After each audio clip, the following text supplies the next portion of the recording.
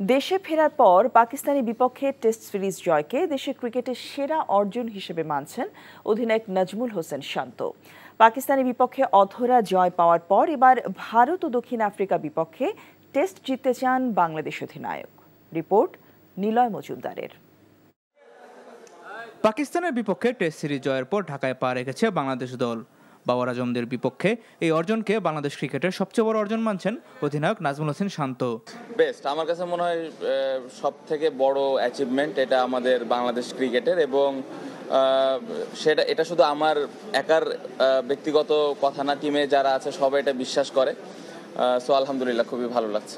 না আলহামদুলিল্লাহ, এরকম জয় তো অবশ্যই সেলিব্রেশনটা একটু স্পেশাল থাকে।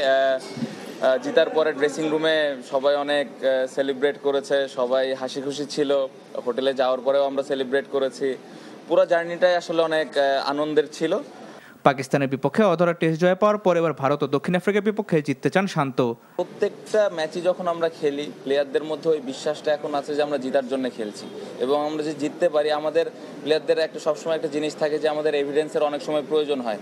তো আমরা এই জিনিসটা এবার করতে পেরেছি, এবং আমরা জানি যে আমরা যদি আমাদের বেস্ট ক্রিকেটটা খেলতে পারি, যে কোনো দলকে আমরা হারাতে পারবো। সো অবশ্যই খুব বেশি আউটকাম নিয়ে চিন্তা না করে আমরা যদি আমাদের প্রসেসটা ফলো করি, তাহলে আমার বিশ্বাস যে আমরা সামনের দুইটা সিরিজও ভালো করব। আগামী 19শে সেপ্টেম্বর ভারতের বিপক্ষে শুরু হতে যাওয়া টেস্ট সিরিজে লক্ষ্য পূরণ করতে চান অধিনায়ক। বাংলাদেশের টেস্ট জয়ী দলকে অভ্যর্থনা দিতে উপস্থিত ছিলেন বোর্ডের কর্মকর্তারা, তবে গণমাধ্যমের মুখোমুখি হননি তারা। Niloy Majumdar, NTV news, Dhaka.